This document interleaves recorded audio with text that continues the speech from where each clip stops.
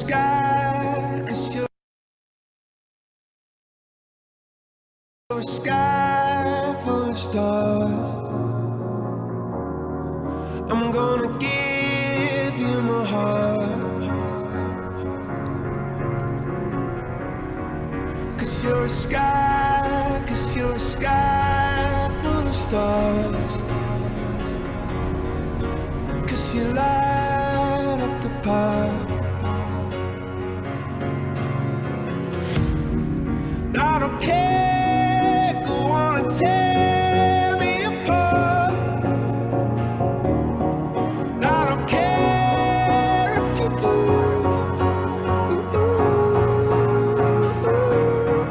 'Cause in the sky, 'cause in the sky full of stars, I think I saw you.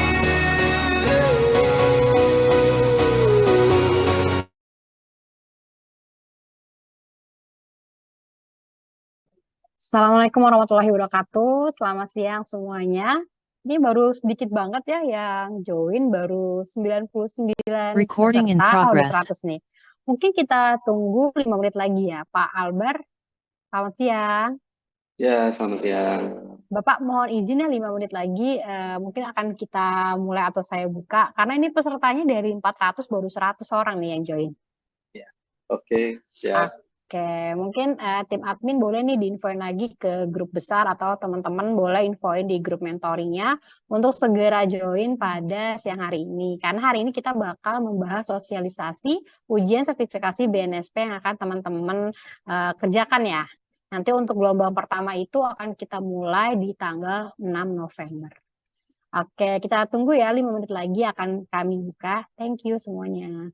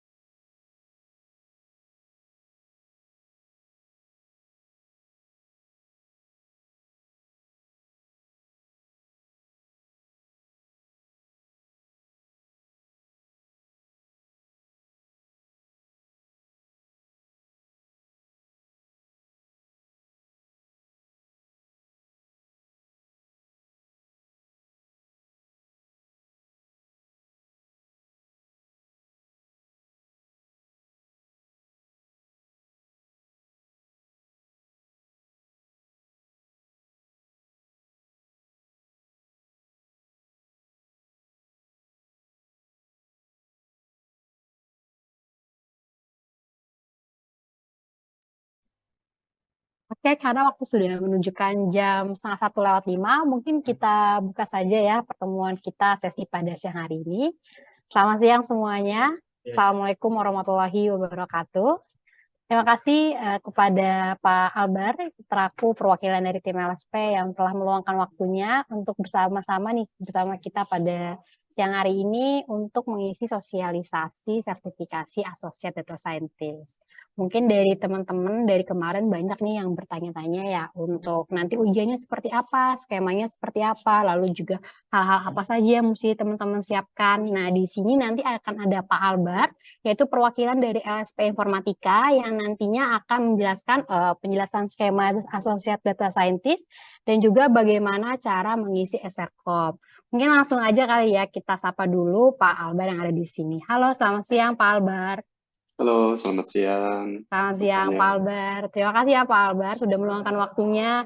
Nih di sini udah ada Pak kurang lebih 238, nambah lagi nih 241 peserta yang insya Allah nanti mulai tanggal 6 November akan mengikuti ujian sertifikasi Associate Data Scientist. Mungkin boleh nih Pak Albar sebelum pembukaan atau adakah teman-teman di sini yang ingin bertanya dulu nih atau langsung aja nih kita kasih ke Pak Albar. Ya, boleh Mbak. Iya, sebelum kita masuk nih mungkin ada pertanyaan pembuka dulu nggak nih dari teman-teman atau mau langsung aja nih dari Pak Albar nih penyampaiannya nih. Karena kemarin sih sebenarnya banyak yang nanya ke saya ya Pak ya, kayak nanti penjelasannya tuh seperti apa, maksudnya kayak sertifikasinya seperti apa, waktunya bagaimana, apakah waktunya fleksibel, terus juga jika reschedule seperti apa. Mungkin bisa langsung dijelaskan ke Pak Albar ya. Oke, mungkin langsung aja Pak Albar. Kami Baik, persilakan ya, untuk memaparkan materinya. Thank you. baik, terima kasih ya Bu Olivia. Saya buka dulu. Bismillahirrahmanirrahim. Assalamualaikum warahmatullahi wabarakatuh. Selamat siang, salam sejahtera, salam sehat. Ya, yang saya hormati Bu Olivia, perwakilan dari Grade Edu, penyelenggara SIB, Studi Independen. Di sini saya terima kasih sudah diundang untuk menyampaikan penjelasan terkait dengan sertifikasi untuk skema apa Associate Data Scientist ya. Nah, mungkin ini sedikit berbeda kali ya dengan judul program SIB-nya, tapi nanti untuk sertifikasinya ini memang disesuaikan dengan unit kompetensi. Jadi skema itu adalah masalah pemaketan dari unit kompetensi yang akan diujikan gitu ya oleh nanti penyelenggaranya adalah LSP Informatika. Perkenalkan, nama saya Albar Basi. Saya perwakilan dari LSP Informatika, sekaligus juga manajer sertifikasi LSP Informatika. Di sini saya ingin menjelaskan ya beberapa hal. Yang pertama terkait dengan skema sertifikasi, kemudian nanti berikutnya yang kedua adalah terkait dengan pelaksanaan sertifikasi. Ya mungkin ada yang bertanya-tanya nanti kayak gimana sih gambaran pelaksanaan asesmennya. Kemudian yang ketiga adalah terkait dengan pengisian formulir, ya formulir data diri ya atau permohonan sertifikasi ya dan asesmen mandiri. Jadi ada beberapa formulir ya, ada 2 formulir yang harus diisi sebelum kalian mengikuti ya kegiatan sertifikasi. Baik, untuk yang pertama adalah berkaitan dengan sertifikasinya dulu ya. Nah, di sini saya ingin menjelaskan terkait dengan sertifikasi skema ya Associate Data Scientist. Nah, di sini saya izin share screen ya. Oke. Ya, apakah sudah terlihat layar saya? Sudah terlihat Pak Albar. Oke, baik. Nah, jadi nanti teman-teman bisa cek sertifikasinya di website lspinformatika.id. Ya, ini linknya saya share ya, saya share di grup, di chat ya. Nah, untuk linknya, ini link website LSP Informatika. Di sini ada info skema sertifikasi. Lalu teman-teman cari aja di sini judul skemanya ya. Nah, ini ada judul skemanya Associate Data Scientist. Nah, ini saya perbesar ya. Untuk unit kompetensinya, di sini Associate Data Scientist ini ada 9. Nah, di sini ada nomor, ini nomor urut saja, jadi ada menunjukkan urutan. Tapi ini sih kebetulan antara satu unit dengan unit lainnya ini saling sequence-nya ini berurutan gitu ya. Tapi belum tentu juga sebenarnya. Ini hanya menunjukkan nomor saja. Lalu ini ada kode unit. Nah, kode unit ini adalah referensi, kita ambil referensi dari SKKNI Data Scientist. Ini SKKNI-nya. Jadi teman-teman kalau mau tahu ya kisi-kisi untuk sertifikasinya dari mana kisi-kisinya, ya tinggal buka aja nih, ada dokumen SKKNI, diklik ya. Nah, nanti bisa dilihat ya di dokumen SKKNI ini, SKKN itu standarnya yang jadi acuan. Jadi yang jadi acuan bagi asesor LSP dalam asesmen nanti, gitu ya, dalam ujian nanti. Nah, ini standar kompetensi kerja nasional Indonesia ya singkatannya. Jadi caranya kalian cek aja di sini kodenya, misalkan nih kodenya 004 ya. Nah, dicari aja kode 004 di dokumen SKKNI ini. Nah, kita coba cari ya. Kode 004 seperti ini. Nah, ini kan ketemu ya. Nah, jadi inilah sebenarnya kisi-kisi nanti kira-kira apa saja yang akan harus dilakukan gitu ya, atau bukti yang harus dikumpulkan apa saja. Nah, jadi contohnya nih yang pertama, kode 004 kan mengumpulkan data ya. Nah, disuruh ngapain sih ngumpulin data? Nah, kita lihat di sini ada elemen, ada kriteria unjuk kerja. Nah, elemennya itu menunjukkan langkah kerja, instruksinya ada di kriteria unjuk kerja ini. Yang pertama, berarti ada tiga langkah di sini untuk mengumpulkan data. Yang pertama, menentukan kebutuhan data, mengambil data, dan mengintegrasikan data ini bila diperlukan, ya. Nah, kita lihat di sini apa saja instruksinya. Nah, berarti kan harus tahu nih, data itu dibutuhkan ya sesuai atau tidak dengan tujuan teknis data science. Lalu sesuai enggak dengan aturan yang berlaku. Nah, lalu volumenya bagaimana. Nah, inilah instruksi kerjanya yang sesuai dengan langkah pertama. Jadi setiap langkah itu harus dipastikan ya sesuai juga dengan kriteria unjuk kerja yang diminta. Nah, jadi seperti inilah kisi-kisinya. Ini gambaran ya untuk unit pertama mengumpulkan data. Jadi nanti ada tugas prakteknya ya. Jadi nanti ada tugas praktek lalu diminta mengumpulkan data yang pertama. Nah, itu nanti disesuaikan, silahkan disesuaikan dengan elemen-elemen yang ada ya. Oke. Nah, lalu kalau kita lihat di bagian bawah ada batasan variabel. Ini adalah informasi tambahan, ini ada istilah-istilah penting, biasanya dijelaskan di sini, konteks variabel. Lalu ada peralatan dan perlengkapan, peraturan dan norma. Lalu panduan penilaian nih, kalau mau tahu nanti penilaiannya seperti apa atau asesmennya. Seperti inilah nih penilaiannya. Lalu metode asesmen yang digunakan, ya bisa meliputi apa saja. Kemudian pengetahuan, keterampilan, dan sikap kerja yang dibutuhkan apa saja. Lalu yang terpenting ini adalah yang paling bawah ini adalah aspek kritis. Ya. Nah, kalau aspek kritis ini tidak terpenuhi, maka unit kompetensi ini ya dapat dikatakan belum tercapai, artinya belum kompeten gitu untuk unit ini. Artinya aspek kritis ini adalah hal-hal yang memang kritikal ya, dan harus minimal ini harus terpenuhi. Kalau tidak terpenuhi maka dianggap unit ini belum kompeten. Nah, jadi seperti itu. Nah, ini cara membaca standar. Dan ini kisi-kisi yang digunakan, inilah yang digunakan sebagai referensi oleh asesor nanti ya untuk melakukan assessment. Nah, ya. Nah, kita kembali ke daftar unit ya. Kan tadi 004 mengumpulkan data.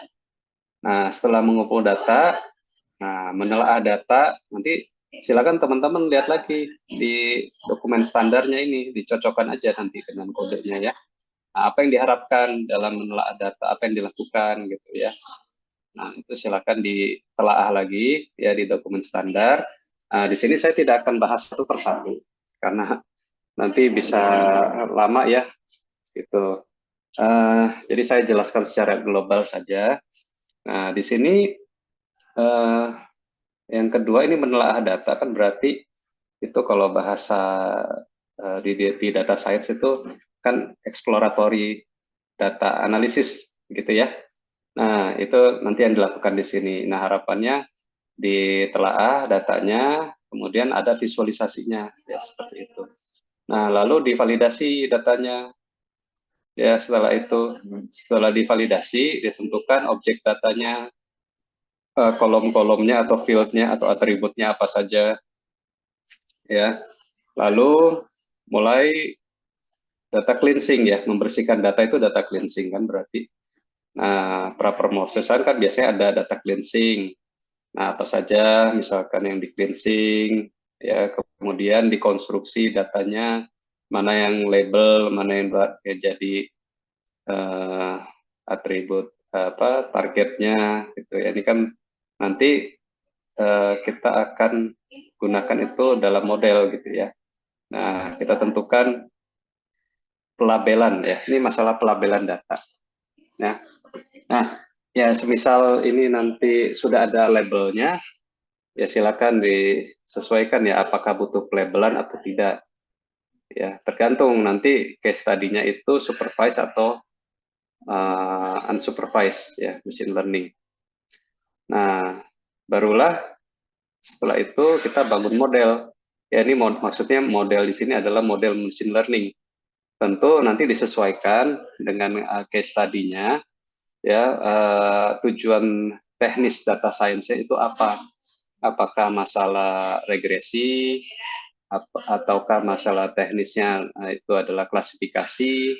Klasifikasinya kan juga macam-macam ya. Ada klasifikasi yang sifatnya itu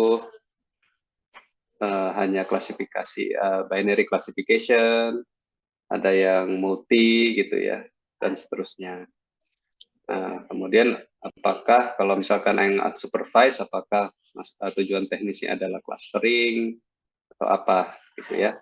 Nah, setelah dibangun model ya nanti kan di training, ya, di training, lalu ada evaluasi terakhir ya, ini dinilai ini di sini kinerja dari model yang sudah kita training, sejauh mana ya performanya. Ya, jadi itu gambaran secara umum ya. Nah, ini mungkin nyambung dengan agenda yang kedua ya. Nanti kira-kira gambaran assessment-nya seperti apa ya. Jadi pertama nanti teman-teman akan bergabung dengan asesor masing-masing ya, yang nanti ada kelompok-kelompok asesor akan melakukan konsultasi terlebih dahulu ya pra-assessment. Nah, nanti kira-kira seperti inilah gitu ya. Nanti konsultasi pra-assessment itu akan disampaikan rencana assessment dan metode yang digunakan dalam pengumpulan bukti apa saja. Nah, tapi di sini biasanya kalau dari hasil pelatihan itu untuk metode assessment-nya ada dua. Yang pertama adalah observasi langsung. Jadi teman-teman akan diminta mengerjakan tugas praktek. Lalu yang kedua adalah tanya jawab. Nah, tanya jawabnya ini biasanya teman-teman mengerjakan tes tertulis. Ya, jadi seperti itu. Nah, untuk yang pertama, tugas praktek. Nanti untuk tugas praktek itu ada case study-nya yang harus diselesaikan. Lalu dalam case study nanti akan diberikan buku kerja untuk mendokumentasikan langkah-langkah 9 unit kompetensi ini, ya. Jadi kan sesuai dengan unit kompetensi skema Associate Data Scientist (ADS) kan ada 9 unit nih. Nanti setiap unit itu didokumentasikan langkahnya seperti apa yang dikerjakan sesuai dengan case study. Nah, nanti setiap kelompok ya itu tentu akan kami siapkan case study yang berbeda gitu ya. Ini supaya meminimalisir kan asesor kan harus mengumpulkan bukti yang berkualitas ya. Jadi dipastikan itu tugasnya dikerjakan sendiri gitu ya. Ya kalau mau diskusi yang penting diskusi nggak masalah, yang penting tidak contek-mencontek gitu ya. Tapi nanti pasti ketahuan sih kalau misalkan dipresentasikan lalu tidak ditanya oleh asesor namun tidak dapat menjelaskan, ya itu sebenarnya ada indikasi ya bahwa Anda tidak paham apa yang dikerjakan. Meskipun sudah bagus gitu ya hasil tapi tidak bisa menjelaskan, artinya kan tidak paham apa yang dikerjakan. Nah itu salah satu mungkin alasan ya bisa potensi direkomendasikan dan kompeten. Jadi hasilnya itu nanti hasil assessment-nya itu nanti ada ujungnya rekomendasi asesor ya, kompeten atau belum kompeten. Nah, jadi itu gambaran untuk tugas praktek. Jadi nanti diberikan waktu oleh asesor ya. Pertama dibuka dulu ya tugas prakteknya. Lalu setelah itu asesor akan mengecek satu persatu ya hasil pekerjaan dari teman-teman ya. Lalu ada sekaligus dikonfirmasi ya jawabannya.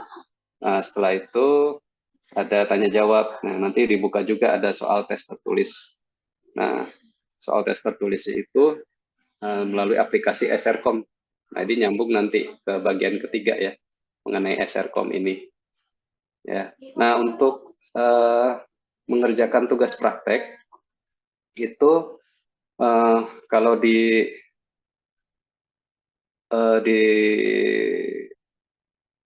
tugas ya, di tugas praktek kalau nggak salah itu kurang lebih ya, saya lupa persisnya, jadi antara 3 sampai 4 jam. Jadi tolong teman-teman dapat meluangkan waktu ya untuk mengerjakan tugas praktek itu. Lalu apabila tidak misalkan nanti sekiranya tidak bisa mengikuti asesmen, ya kalau bisa sih sesuai dengan jadwal. Tapi apabila ada halangan ya atau kegiatan yang tidak bisa ditunda, itu nanti silakan diatur aja nanti dengan asesor masing-masing ya, gitu. Jadi nggak bisanya karena apa alasannya, lalu nanti bisanya itu kapan ya dilaksanakan asesmennya. Nanti silakan janjian dengan asesor masing-masing karena nanti kami akan menugaskan asesor khusus untuk mendampingi ya setiap kelompok dan ya minta kerjasamanya karena kan di sini Bapak Ibu asesor juga kan harus meluangkan waktu begitu ya. Jadi takutnya nanti saya bisa tanggal sekian dadakan gitu, tapi asesornya nggak bisa kan repot juga begitu ya. Jadi ya minta kerjasamanya aja ya, supaya sama-sama enak gitu ya dari sisi peserta ASEVI juga enak mengerjakannya gitu ya. Jadi lebih fokus konsentrasi. Tapi dari sisi asesor juga untuk asesmennya juga bisa meluangkan waktu. Jadi waktunya sama-sama pas gitu ya. Nah, seperti itu. Mungkin sampai di sini ada yang mau ditanyakan? Boleh teman-teman kalau ada yang mau bertanya, boleh raise hand atau boleh ketik nih di kolom chat saat Pak Albert sedang menerangkan. Kayak belum ada nih Pak Albert, atau teman-teman udah paham semua atau gimana nih? Oke, silakan diketik aja kalau ada pertanyaan ya di chat. Mungkin malu kali tanya langsung ya. Boleh Ya tanya di boleh, chat. selain raise hand mungkin teman-teman boleh mengetik di kolom chat jika ada pertanyaan.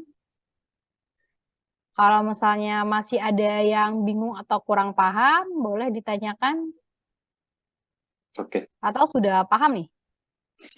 Untuk jadwal-jadwalnya Oh, sudah dibagikan ya, Bu ya? sudah untuk jadulnya sudah kami share ke peserta. Ini ada pertanyaan mungkin dari Kak Farhan dulu kali ya. Boleh Kak Farhan Oke, dipersilakan? silakan. Baik, terima kasih Mbak Olive. Di sini saya mungkin lebih ke konfirmasi aja nih Pak dari penjelasan Bapak tadi.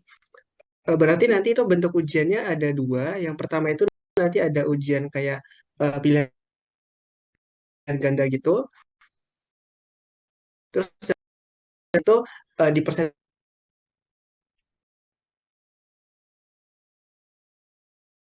seperti itu Bapak. Terima kasih. Ya, jadi yang pertama ada tugas praktek. Jadi praktek itu nanti akan disampaikan tugas prakteknya seperti apa. Jadi ada semacam case study. Lalu case study-nya dikerjakan, ada durasinya ya, berapa menit atau berapa jam. Selesai mengerjakan nanti dipresentasikan. Nah, itu yang pertama. Lalu yang kedua, tes tulisnya itu esai, jadi bukan pilihan ganda. Jadi nanti dikerjakannya itu langsung di aplikasi Everform.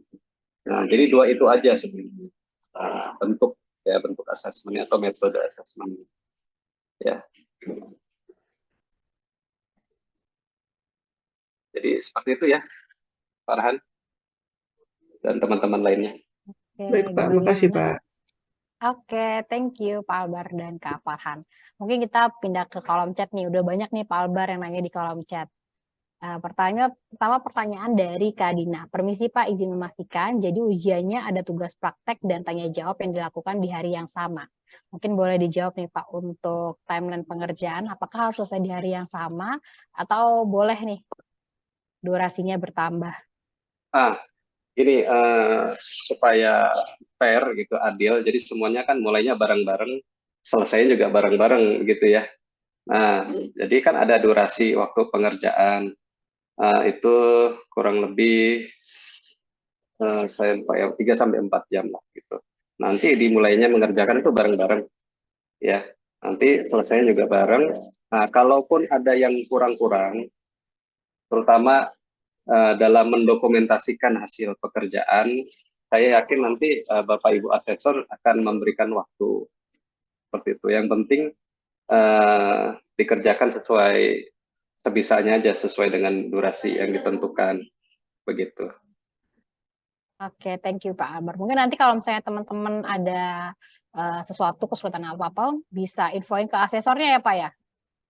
Betul, Asal jangan jangan malu-malu ya. hilang, jangan hilang aja nih. Kalau hilang nanti asesornya juga susah nge-trackingnya. Jadi kalau misalnya teman-teman merasa kesulitan, boleh diinfoin ke asesor jika memang butuh penambahan waktu pengerjaan.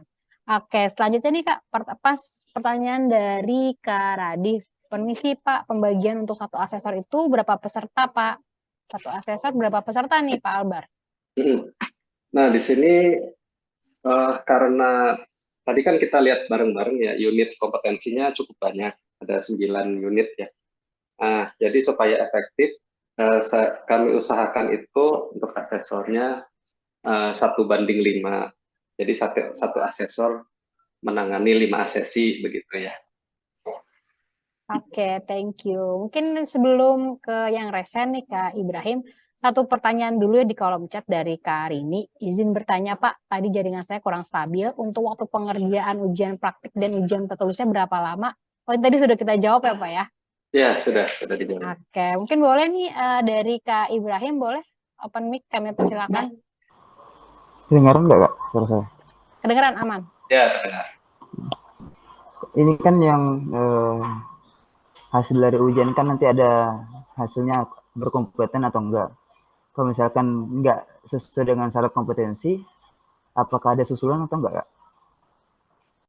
Hmm, susulan sih nggak ada istilah susulan ya. Artinya gini, kita kan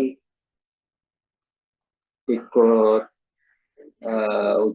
sertifikasi ini juga untuk sekaligus mengukur kemampuan ya.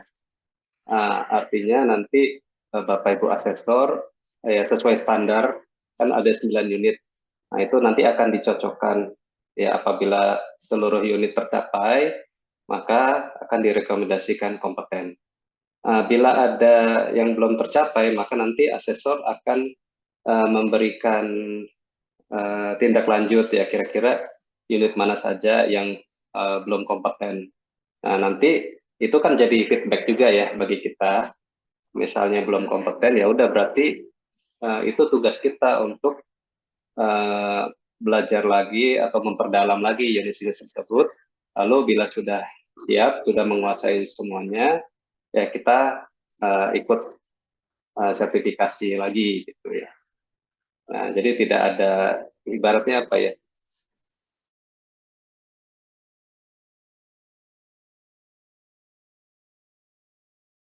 Ya, halo Pak Albar. Suaranya Oke. hilang nih Pak. Oh, ini udah ada. Halo, halo. Iya, halo, Ya. udah ada. Mudah-mudahan terjawab ya. Pak, Oke. Ya. Baik. Oke, mungkin lanjut lagi di kolom chat. Ini ada Pak. beberapa. Oh, udah oke berarti Kak Ahmad. Mungkin ada beberapa pertanyaan juga nih Pak di kolom chat untuk mengerjakan case study-nya ini offline atau online ya Pak? Oh, yang case study. Nah, Oh ya, mengerjakan case study-nya itu nanti online dan offline sebenarnya ya, karena kan asesor juga nggak mungkin juga mantengin terus-terusan, tapi nanti ada durasi asesor juga mengobservasi apa yang dikerjakan gitu oleh setiap sesi. Ya, jadi nanti diatur aja silakan dengan masing-masing asesornya. Gitu. oke, berarti nanti saat peserta sedang mengerjakan itu nggak harus live sebenarnya ya Pak ya. Jadi dikasih waktu teman-teman untuk mengerjakan studi kasusnya. Jika sudah selesai bisa infokan, nanti kita buatkan WhatsApp grup.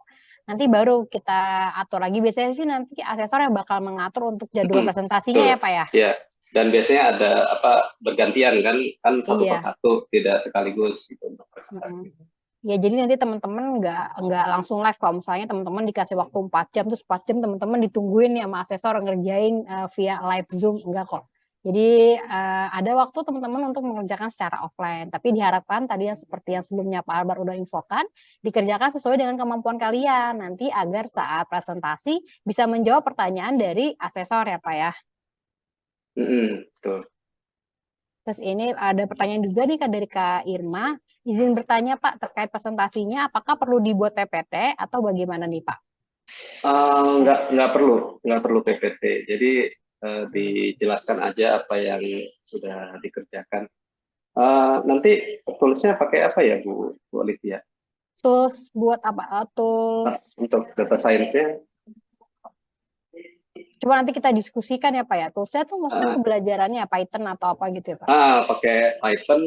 Oh, kita sih udah belajar. Python sih sudah belajar Pak, SQL, Python. Iya. Itu udah masuk ke dalam silabus.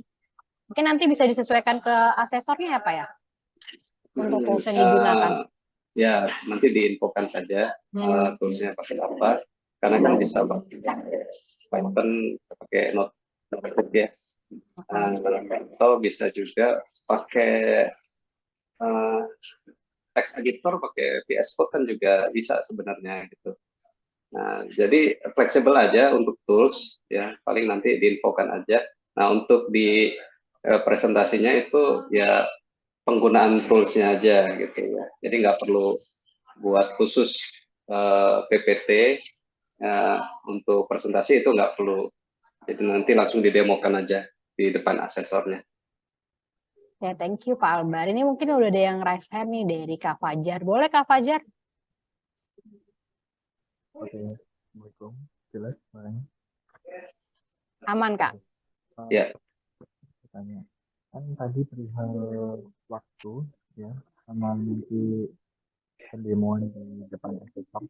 Nah, dalam kurun waktu misalnya 2 atau 3 jam atau 4 jam tadi, itu sudah include sama durasi presentasi atau gimana? Jadi kan ibaratnya tadi kita harus mengerjakan dulu kan case study-nya. Kita mengerjakan dulu case study-nya, terus kalau sudah selesai kita mungkin ngabarin atau konfirmasi ke asesornya. Nah, nanti bagian presentasinya itu gimana? Ada waktu tersendiri kah atau ya sudah include waktu 4 jam itu tadi? Begitu. Ya, oke. Ya. Jadi durasi pengerjaan tugas praktek itu waktunya bersih ya, memang untuk mengerjakan praktek. Lalu untuk presentasinya sendiri itu nanti diatur biasanya oleh asesor masing-masing, siapa yang maju duluan atau presentasi duluan seperti itu. Ya, atau diserahkan, bisa juga ada yang menyerahkan ke peserta siapa yang mau duluan seperti itu. Karena kan harus asesmennya kan individu ya, jadi satu persatu. Ya, jadi itu di luar durasi pengerjaan tugas praktek. Berarti bisa jadi dalam kurun waktu 1 hari itu nggak harus di hari itu juga kan presentasinya, misalnya satu kelompok ada 5 anak kan.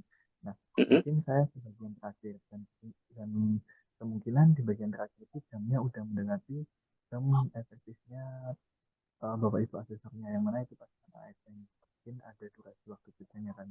Nah, apakah ada kemungkinan saya dipindah hari atau gimana?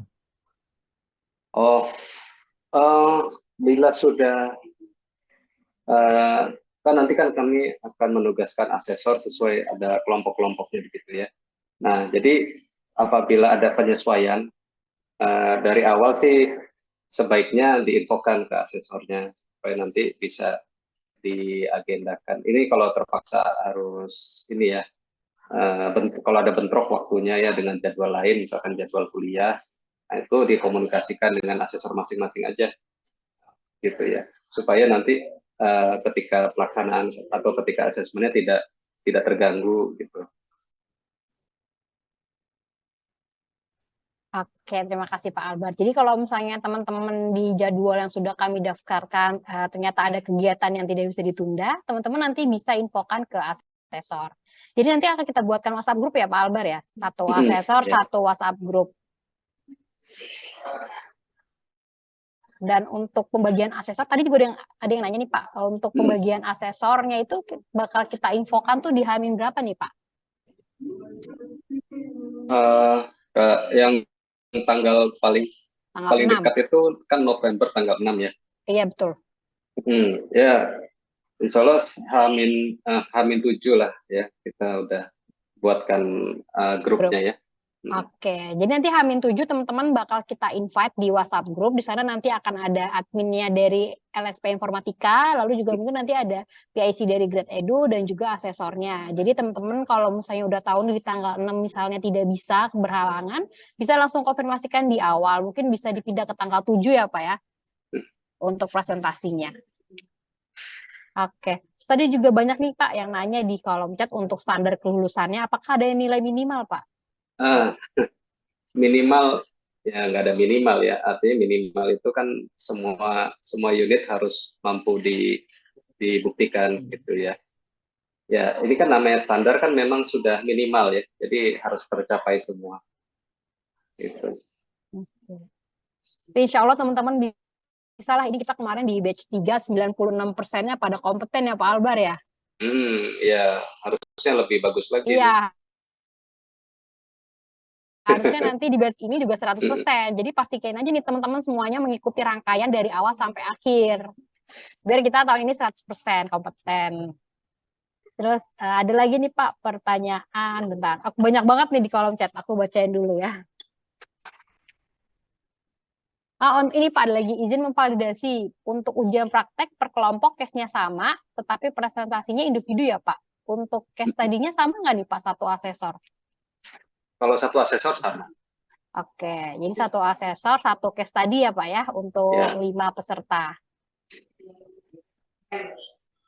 Lalu ada lagi nih teman-teman yang mau tanya, untuk SRCOM-nya nanti kita jelasin atau gimana nih Pak? Pengisian SRCOM-nya jadi dijelasin nggak Pak?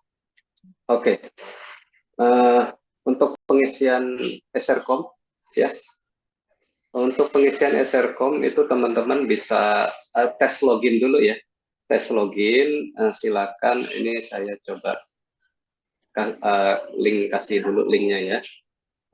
Teman-teman silakan coba tes login dulu. SRCOM. Nah, itu linknya udah saya share di chat. Nah, untuk email yang digunakan itu sesuai dengan email yang didaftarkan oleh Grade Edu. Jadi ini sesuai dengan email ini ya Bu Olive ya, email peserta Iya betul Pak, masing-masing ya. berdasarkan email peserta. Tapi aku cek dulu, karena kan peserta itu ada 2 email ya yang terdaftar.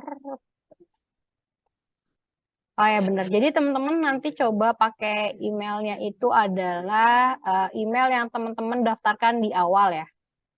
Ke kami saat mengisi formulir, karena email itu yang kita daftarkan di pendaftaran sertifikasi ini. Jadi teman-teman boleh coba masukin email di email yang teman-teman sebelumnya di awal daftarkan ke Grade Edu. Email Kampus Merdeka atau Classroom? Email Saya beda. Teman-teman kalau ada yang beda boleh cobain ya Kampus Merdeka atau Classroom, karena data yang kemarin aku ambil itu satu email doang, jadi nggak ada keterangannya email buat Kampus Merdeka atau Classroom. Jadi kalau misalnya ada di antara kalian yang pakai 2 email yang berbeda, coba bisa dicobain satu-satu ya. Ya, silakan dicoba tes login dulu ya, pakai email, usernya email, lalu ini password default ya, ini 1234.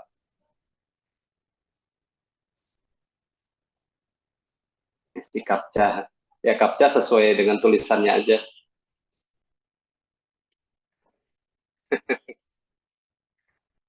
Ketawa ya. Oke.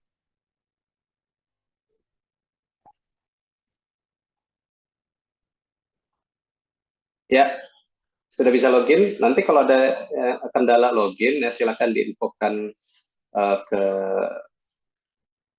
pihak Grade Edu nanti supaya bisa diteruskan. Ya. Nah, apa yang harus diisi? Ya. Sebenarnya untuk user manualnya, apakah sudah di-share, Bu Olive? Sudah kita share Pak kemarin user manualnya. Teman-teman udah terima belum ya di grup besar? Di-share oleh Kak Admin nih, Kak Fikran. Ya, nah itu user manual untuk pengisian SRCOM. Nah, jadi langkah awal itu teman-teman siapkan dulu tanda tangan dalam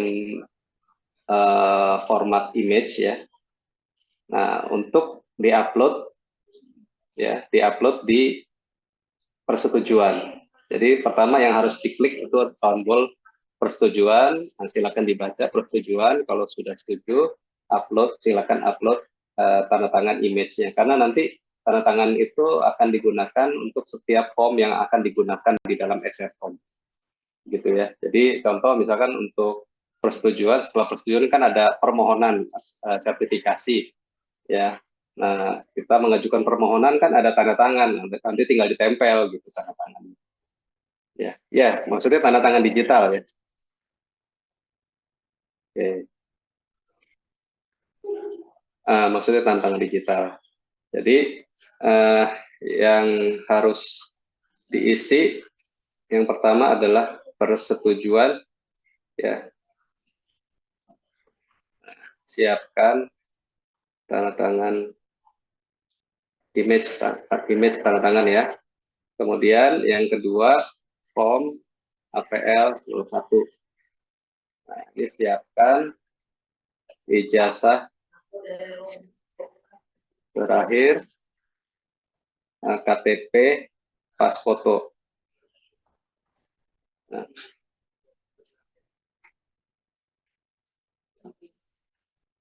Oke, ya. Nah, tanda tangan ini aja, tanda tangan, habis itu difoto gitu ya. Nah, tanda tangan, habis itu difoto, nanti fotonya di-upload gitu ya.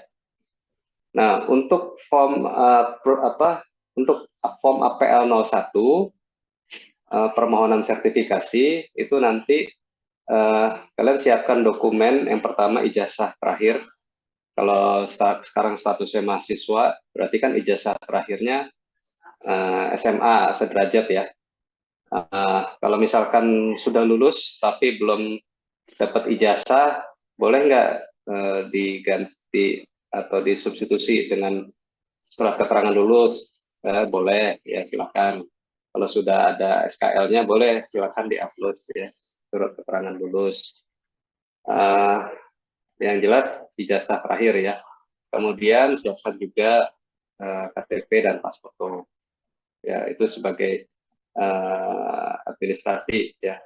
Karena nanti kami laporkan itu setiap grup data peserta termasuk NIK-nya atau nomor KTP-nya. Jadi pastikan di form APL 01 itu ketika pendaftaran ya permohonan sertifikasi itu nama yang pertama, nama yang kedua adalah NIK ya atau nomor KTP itu sudah sesuai ya. Oke. Form APL 1 ini ada pertanyaan. Form APL itu diunduh, tidak diunduh, ada di SRCom. Jadi setelah login di SRCom, pertama klik persetujuan, ya upload tanda tangan. Setelah upload tanda tangan, baru bisa isi APL ya atau form aplikasi 1 ya. Nah di form aplikasi 1, silakan isi data diri, isi pekerjaan sekarang itu misalkan pelajar atau mahasiswa ya kalau misalkan belum bekerja. Kemudian upload persyaratan administrasi seperti ijazah terakhir, empat foto, kemudian KTP, ya seperti itu. Dan di sini saya ingatkan kembali, jangan sampai nama dan NIK atau nomor KTP salah, gitu ya. Karena yang pertama kalau nama salah, nah itu nama itulah nanti yang akan tercetak di sertifikat. Kalau sudah terbit sertifikatnya, udah nggak bisa dirubah lagi namanya, gitu. Karena sama seperti ijazah ya, kalau sudah terbit nggak bisa diterbitkan lagi. Ya. Kemudian untuk NIK dipastikan benar karena atau sesuai karena NIK itu nanti akan dilaporkan ke BNSP ya untuk laporan kami. Ya, gitu. Oke, ini ada pertanyaan juga. Tanda tangan digital warna biru boleh, yang penting jangan warna merah dan jelas ya tanda tangannya. Incorrect Chelsea ya. Mungkin emailnya salah kali ya, Chelsea. Izin masuk, Pak. Email saya sudah sama, Pak. Sudah sesuai dengan Google Classroom, tapi tidak bisa. Sudah sama ya. Pakai emailnya apa? Chelsea. Pakai Gmail biasa. Pakai Gmail Atau kalau ya. coba Kampus Merdeka bisa nggak Kak email Kampus Merdeka? Sama, Kak. Saya email Kampus Merdeka sama email Google Classroom semuanya sama. Oh, Tapi oke, tulisannya nanti. incorrect terus. Bentar, dicek dulu ya. Mungkin boleh nih teman-teman yang incorrect nggak bisa login, nanti bisa nanti kita ini deh share di grup besar untuk teman-teman silakan isi yang tidak berhasil login ya. Nanti akan kita konfirmasi nih ke Pak Albar untuk dicek untuk emailnya sesuai atau tidak. Oke, ini ada Kak Ibrahim nih Pak, udah resign mungkin boleh kali ya sambil tunggu. Boleh Kak kalau ada yang mau pertanyaan? Ya, silakan. Yang di form ini, Kak, APL 01, kan situ ada skema sertifikasi. Kita milih okupasi LKKNI. Okupasi pilihnya.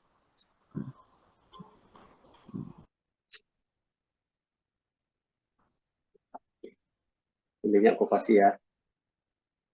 Karena jenis skemanya ini okupasi sesuai dengan peta okupasi Kominfo.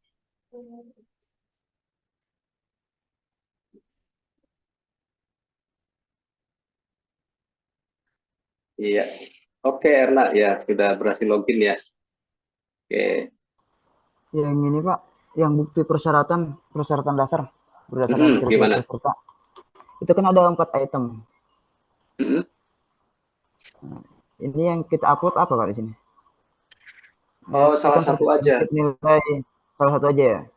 Salah satu aja. Ini sertifikat nilai, transkrip nilai, sertifikat pelatihan, Ya, surat pilih salah keterangan satu. praktek, salah satu aja ya. Tapi nggak Salah perlu satu aja. semuanya. Nggak perlu. Ya.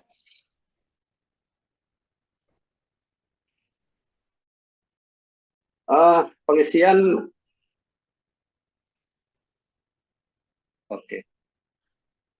Ini ada pertanyaan dari Irma Nurmalia. Untuk pengisian, apakah masih uji coba atau sudah sebenarnya? Ini sudah real ya, real untuk pengisian data diri ya. Jadi nggak mesti hari ini kok isinya, bisa nanti ya. Kan masih panjang juga waktunya ya. Jadi silakan dikumpulkan aja dulu berkas-berkasnya bila memang belum terkumpul. Oke, lalu ini ada yang inaktif nih Bu Olive. Nah, nanti silakan didata dulu ya, untuk yang inaktif, emailnya siapa saja, Boleh. biar kami aktifkan gitu. Boleh nanti kita list untuk peserta yang tidak berhasil login ya Pak ya. Itu kalau inaktif tuh berarti emailnya nggak terdaftar ya Pak ya? Kalau inaktif berarti dulu pernah mengikuti sertifikasi dengan LSP Informatika. Oh gitu. Mungkin pernah ikut kegiatan VSKA Kominfo atau sebelumnya juga pernah ikut ya. Oke, berarti kalau yang inaktif itu harus ganti email ya Pak ya? Harus diaktifkan oleh kami gitu. Mungkin gitu, Bu. bisa dibantu di list Boleh. dulu nama dan emailnya, nanti kami bantu aktifkan. Oh iya, dia pernah ikut sertifikasi LSP networking dari kampus Pak. Oke. Iya.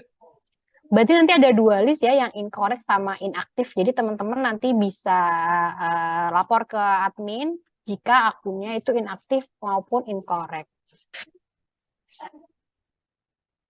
Terakhir mengisi kapan?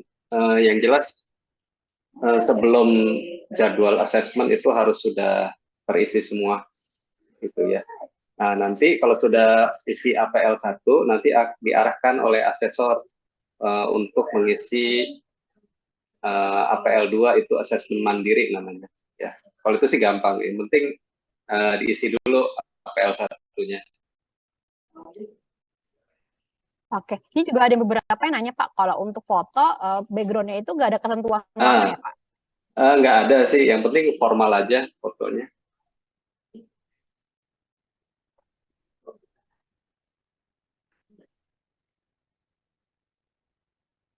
Kalau untuk nomor telepon mungkin bisa diisi nomor HP ya Pak ya, WA ya? Nomor HP ya, WA, betul. Boleh teman-teman nanti isi di situ keterangan nomor telepon itu bisa dimasukkan nomor yang sudah sudah terkoneksi dengan WhatsApp.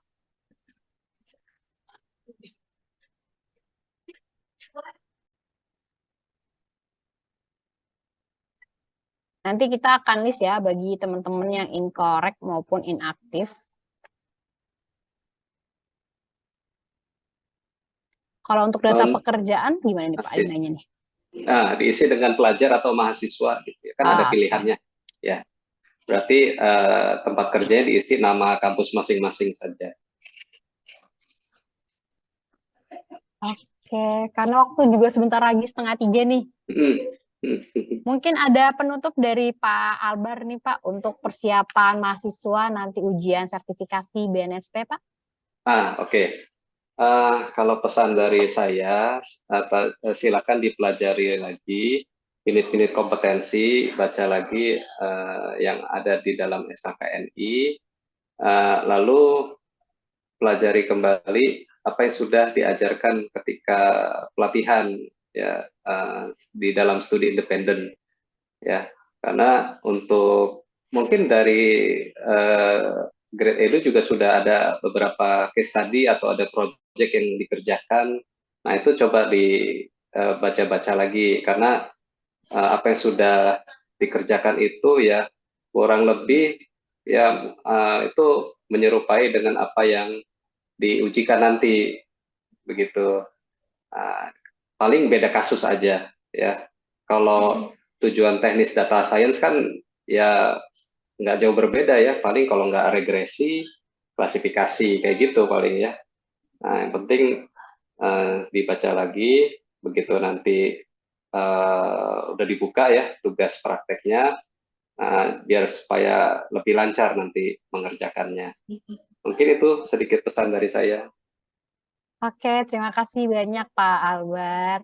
Mungkin teman-teman nanti yang telat baru datang nanti bisa nonton rekaman kita pada siang hari ini. Karena waktu juga sudah menunjukkan jam 2:26. Mungkin ada pertanyaan terakhir kali ini ya yang di kolom chat yang aku bacakan. Untuk tema ujian ini apakah ada Kak? Maksudnya mungkin tema studi Tema. kasusnya kali Pak. Oh, tema nanti lihat aja case study-nya ya di SRCom. Karena nanti pasti beda-beda. Oh ya, satu lagi, teman-teman nanti kalau ada kendala, nggak usah sungkan, langsung tanya aja dengan asesornya ya.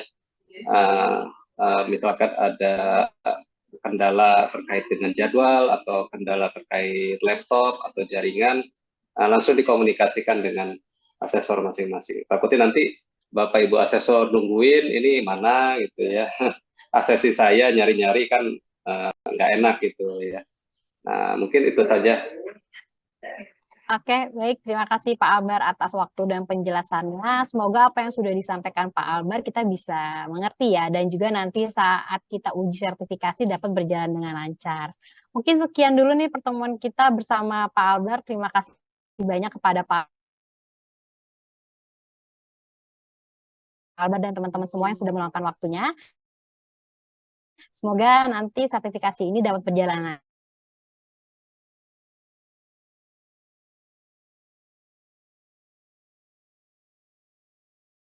lancar. Sekian sesi kita pada sore hari ini. Terima kasih. Wassalamualaikum warahmatullahi wabarakatuh. Waalaikumsalam. Semuanya. Ya, sukses semuanya. Oke, saya izin di